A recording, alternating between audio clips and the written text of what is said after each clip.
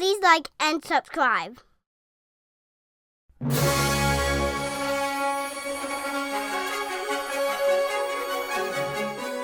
Let's discuss Andor's Season 1 story arcs, or chapters. Episodes 1 through 3 comprise the first chapter. They chronicle Cassian's uprooting at an early age, search for his long-lost sister, trouble with Primor's security, and meeting with Luthen Rael. A crash landing during the Clone Wars shaped his destiny. Decades later, his adoptive home, Ferrix, became a target thanks to his questionable behavior. As an outlaw, he was recruited by the rebellion against the Empire. But he remained an opportunist, not a rebel, until the end of Season 1. What did you enjoy about the first chapter of Andor?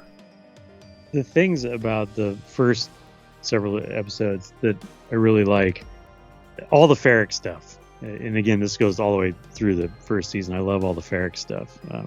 The characters and their relationships and the fleshing out of that world.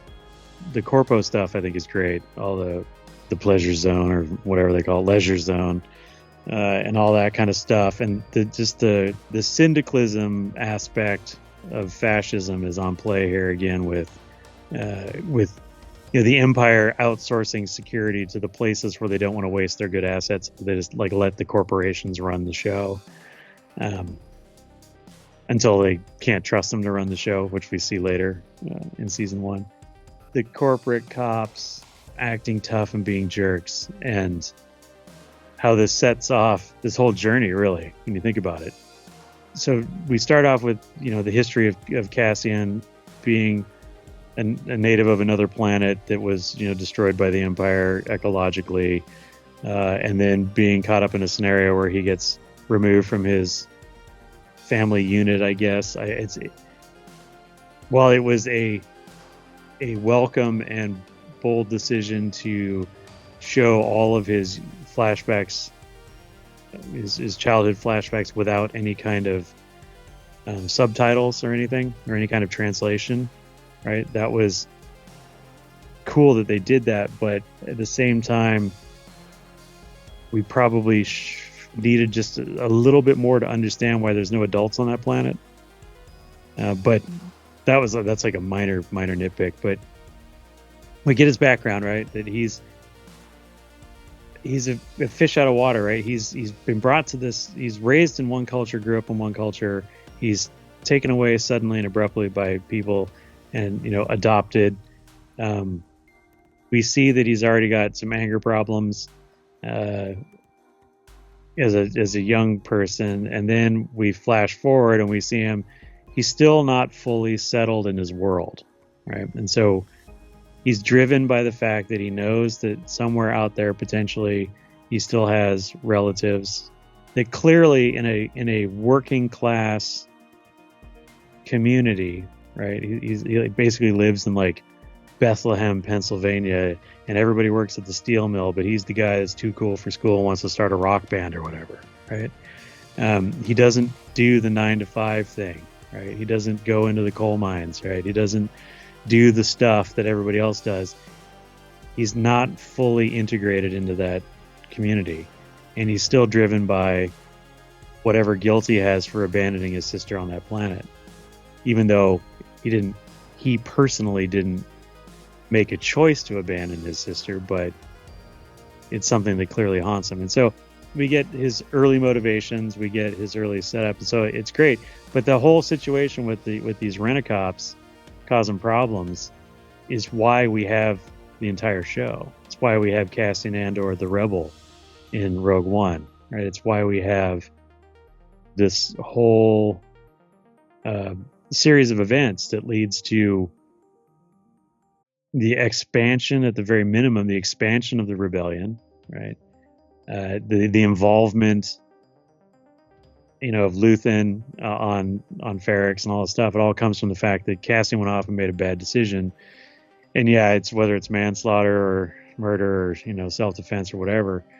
It's because of it's this whole series. I think it's laid out in this intro. It's the road to hell is paved with good intentions. Cassian is off planet because he's trying to find his sister, right? That's important to him. right? And he's got some information that leads him to Morlana. She's working at this brothel. I'm going to go find her. He shows up in the brothel. All the rent-a-cops are there, on duty, drinking, chasing girls, or whatever they're chasing. And he gets embroiled in this thing, and he winds up overreacting. I don't even know if that's the right word to use, but he uses a level of force in response to being harassed that results in death. And then we get to see who Cassian is in this moment, where he makes a value judgment. And I use value, in air quotes, because he's doing the math in his head. I'm not supposed to be here. Right? Nobody's supposed to know about me. I just killed, whether it be accidentally or on purpose, I just killed one person. If I leave a witness, I know I'm going down. These guys are cops. They're not going to let this go. So he decides to kill the second guy in cold blood. First guy may have been self-defense, may have been an accident, but the second guy was straight up murder, and he made a decision. And we see this through line now into Rogue One. Right? We see him, same thing. I'm stuck on a planet. There's Imperial presence. I've got information that's vital to the rebellion. I've got to get out of here. Homeboy's got a bad leg and a broken arm or whatever. He can't climb, so I'm just going to kill him. Right? He served his part. He got me the information. I got the information. The rebellion. It's ends justify the means mentality. It's all very transactional. It's cold-hearted. The greater good is used to cloak the more disturbing decision. I did it for the greater good. Did it for the rebellion. And even Cassian says this in Rogue One later on. He's done terrible things for the rebellion, right? And he wants to, if not be forgiven for his sins, he wants to at least justify it in such a way that it all makes sense. And so that's all planted in the first 3 episodes. But I love the Cyril's introduction, his overzealous enthusiasm for duty, and serving, and like all and law and order and all this. It's just is fantastic. The fact that his boss says, "Look, man, don't do anything stupid while I'm away." It's like the parents, like, we're going on a trip. Don't take the car out. Don't have a party in the house.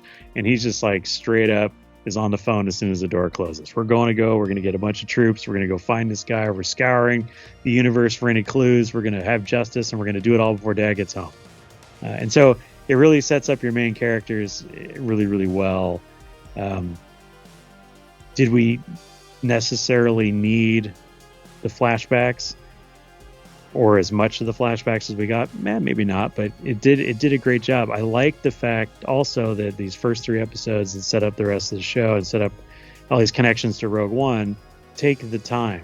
They don't feel rushed, right? And a lot of people are like, "Oh, it's boring, it's slow." No, it was actually taking the time to let the characters breathe, let you understand, where they're from, what their thought processes are, what the ramifications of their actions are going to be, and understanding the more complex universe that we live in when it comes to how do these characters relate to one another, how do they know each other. You got the ex-girlfriend, the new boyfriend, the best friend who is willing to, despite knowing it's not going to turn out well, sticking up for his buddy and working on alibis for him and all that stuff. And then the adoptive mother that, despite the fact that her adopted child is making terrible decisions and living a horrible life, like, the unconditional love there and all. So it's like, it's all established, right? And these are all things that we keep hitting back on throughout the rest of the season. Cassian keeps trying to come back and rescue his mom and, do the right thing. And he keeps coming back to pay off his debts and,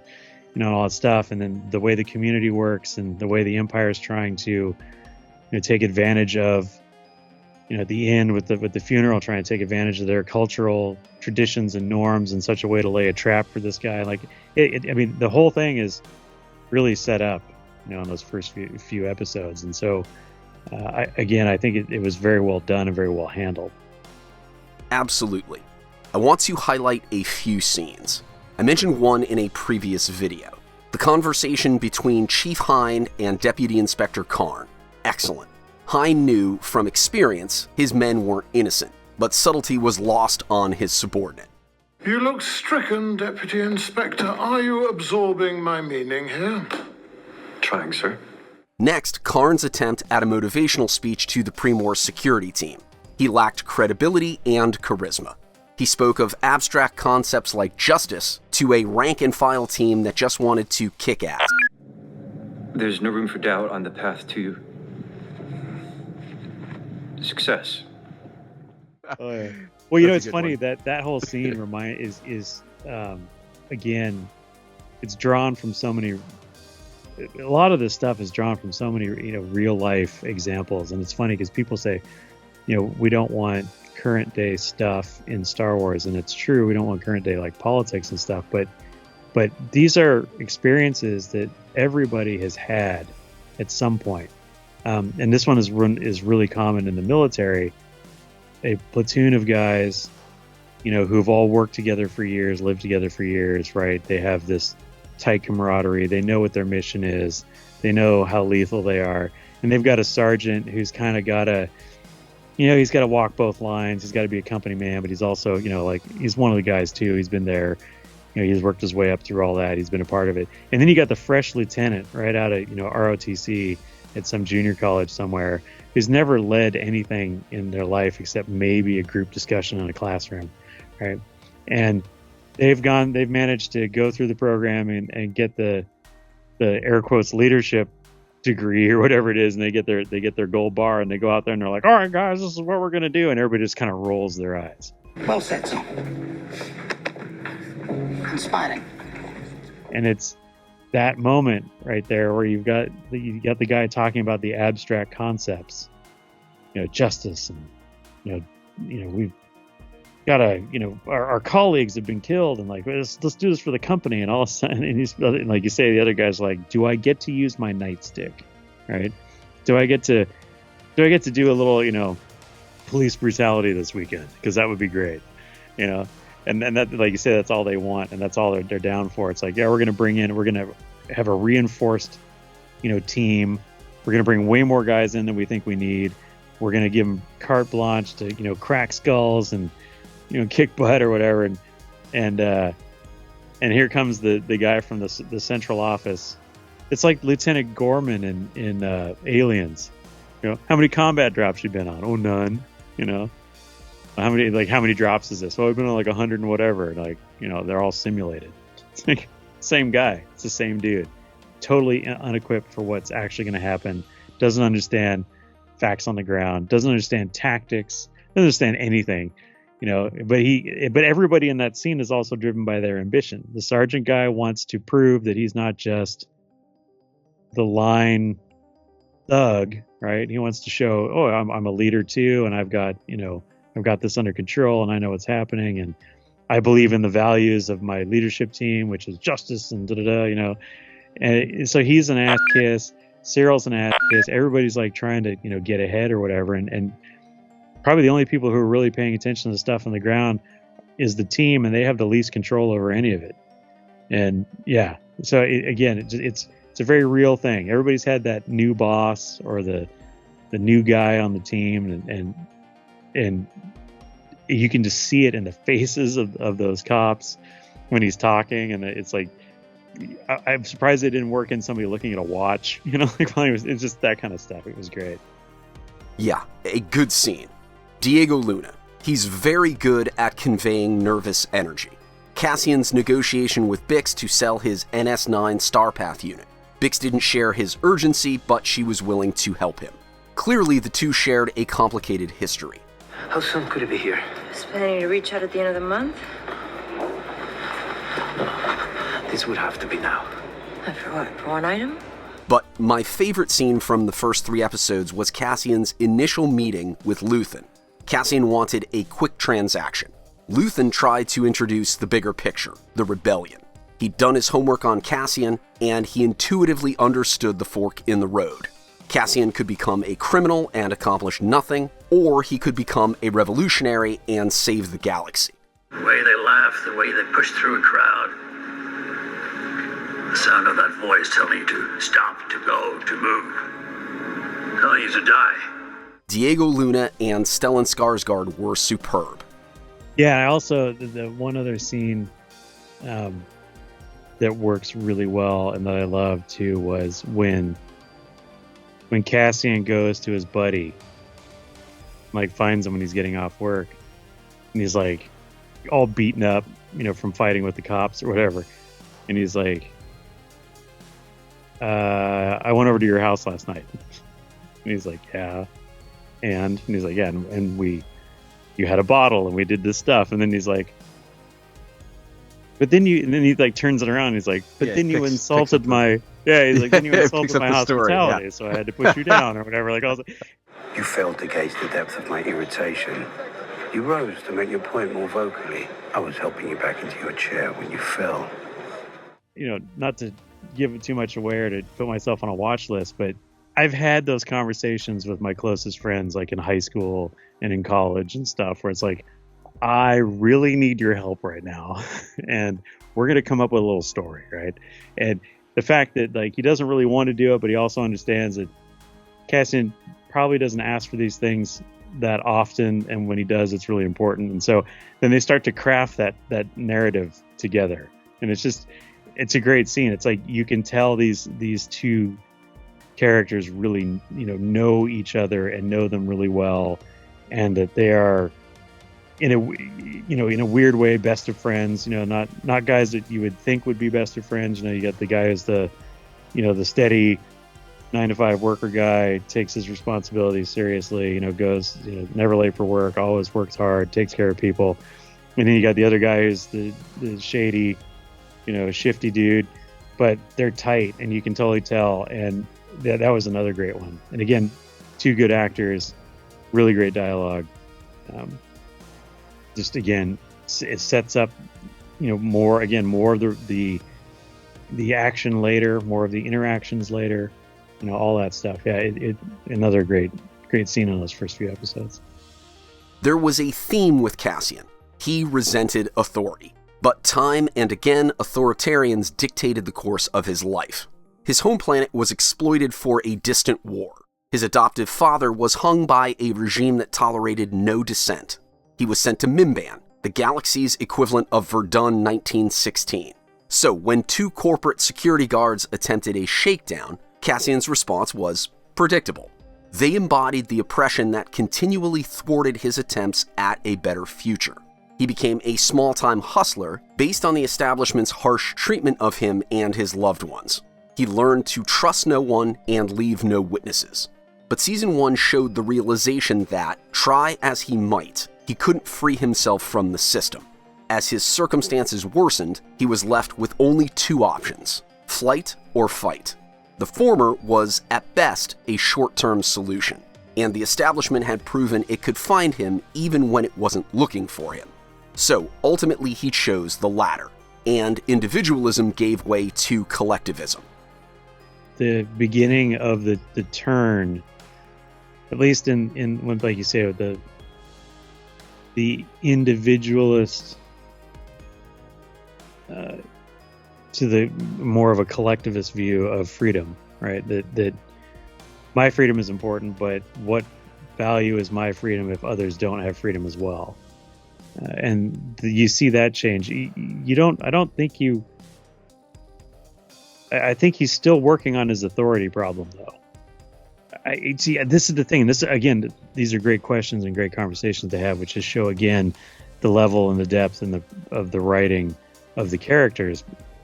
I don't know if he's an altruist yet. Even at the end of Season 1, he has an opportunity to tell his mother, because his mom kind of goes a little crazy at the end, right? She's like, I'm a rebel now. She's caught the fever, of insurrection.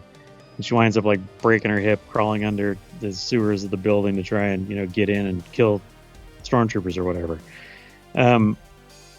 He has an opportunity because she's like, what they did, on Aldhani 5 and, and he had an opportunity to tell her that was me. I did that. He tries to say, oh, it was just thieves. It was just thieves. She's having her moment. She's believing in the miracle when he's trying to tell her it was a card trick. And he had the opportunity to say, I was there. I was part of that. I did that. He doesn't do it. And he's always... So Cassian is always running. From the moment that he gets taken off of his home planet, he's running from something, right? He's running from authority. He's running from responsibility. And even at the end of season 1, he goes back to try and get his mom. His mom's dead. He's starting to buy into the rebellion thing, but it's like hooking up with the rebellion at the end and asking Luthen to train him or to take him in. It's one more run, right? He's running away. He can't go back to Ferrix ever again. He's evacuated the friends or the core people that he cares about on the planet because he couldn't save his mother, so he offloads, Bix and others. But then he's like, I'm a wanted criminal. The Empire knows who I am. I have nowhere to go except if I join this underground rebellion, which is a group of criminals who will help hide my identity and help keep me, air quotes, safe. And he's still running a side hustle the whole time. Vel, her character is similar to Cassian when it comes to whether or not they're a true believer, right? Everybody's trying to get Cassian to be a true believer. The kid with the manifesto, Luthen, others trying to get him to buy into this thing. He's like you say, incrementally, he's making changes in his personal philosophy that will ultimately lead to a buy-in. But I don't think the buy-in happens until Rogue One. When he gives the speech to Jyn about me and the boys here have done some really reprehensible crap, and we got blood on our hands and we got guilty consciences. We want to make it right and we want to do the right thing. They volunteer for a suicide mission. They know they're all going to die. That is like probably his first truly selfless act in his entire character arc since he was forcibly adopted. So I think that he like Vel is, as we move through and probably, through season 2, you're seeing this character who, yes, he hates authority, and yes, he has some feelings about the Empire because of the way they treated his adopted dad and his mom, or adopted mom. But he's really just a guy that doesn't like rules, period. He's like an anarcho-libertarian, right? He wants zero rules, zero restraints, and wants to be able to do whatever he wants. And by being a part of the rebellion, it allows him to act outside of the law and outside of rules and outside of control.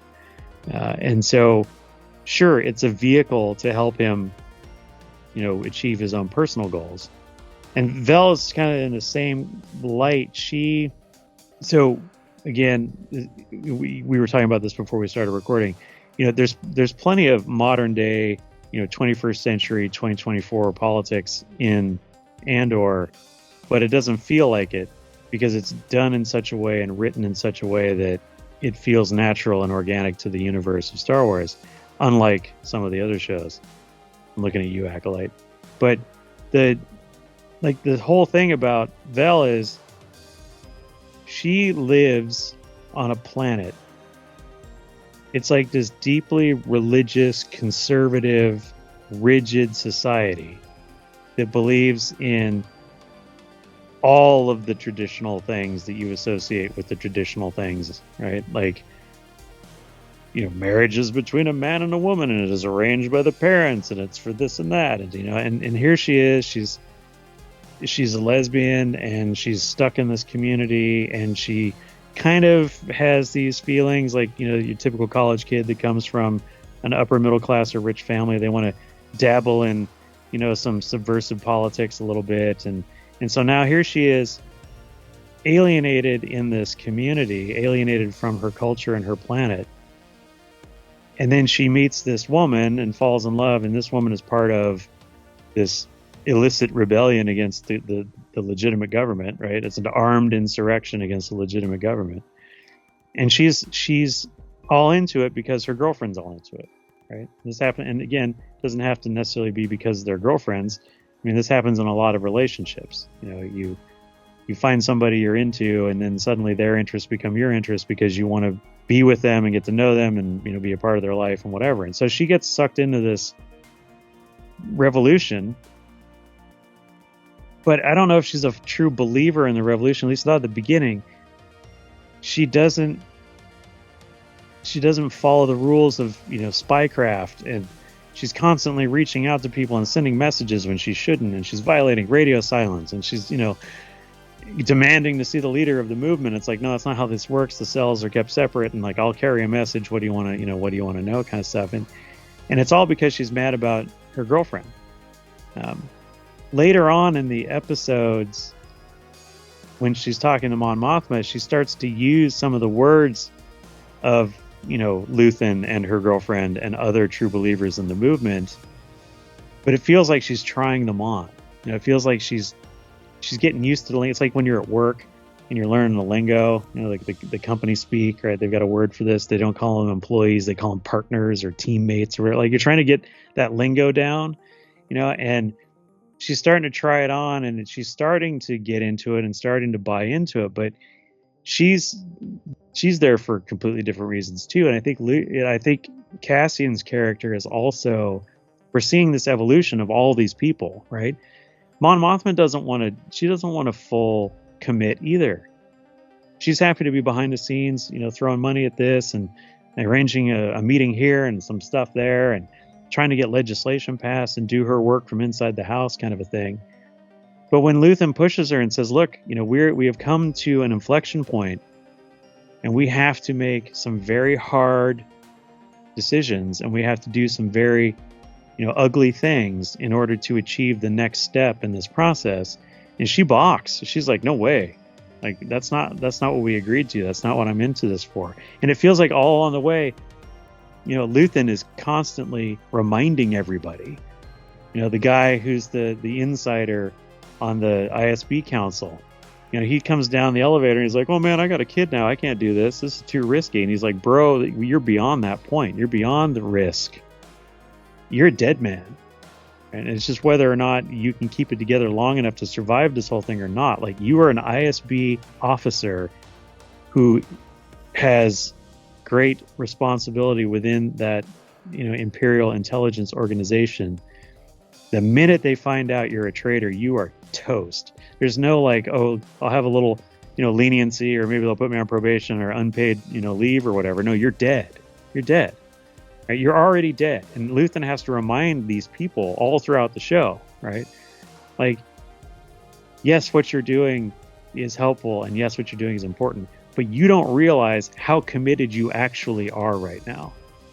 And if you don't start acting, you know, like how committed you actually are, you're either gonna screw up and get caught, you're not gonna survive the process, or, you know, or you're gonna get turned into, you know, a counter double agent who's gonna just sell me out. Like, he's the only one who's like fully grounded in reality, and he's the believer, you know, in this group of main characters. I mean, Saw Gerrera is a believer on another level, and we're gonna find out. I think, back to your original question about whether or not season 2 is going to be darker or not, I think we're going to see when in Rebels, when Mon Mothma says we don't like Saw Gerrera because he's too extreme, or he's way out there, right? I think we're going to find out why she says that in season 2. We're going to see Saw Gerrera do some really reprehensible stuff. But again, you know, these characters, we're wanting to root for them. We're wanting them to be good, but I think a lot of them are caught up in their own selfish interests and beliefs, and it's whether or not they're going to be fully able to eschew the selfishness by the end of season 2. And in my opinion, we don't really see that 100% turn in Cassian until Rogue One, when he agrees to go, you know, on that mission to Scarif. Galactic Initiative is not authorized or endorsed by Lucasfilm Limited. The name Star Wars and all related materials are registered trademarks of Lucasfilm Limited, a subsidiary of the Walt Disney Company, Flight Rights Reserved. Galactic Initiative is a registered trademark and other product and company names are trademarks of their respective holders. Use does not imply affiliation or endorsement.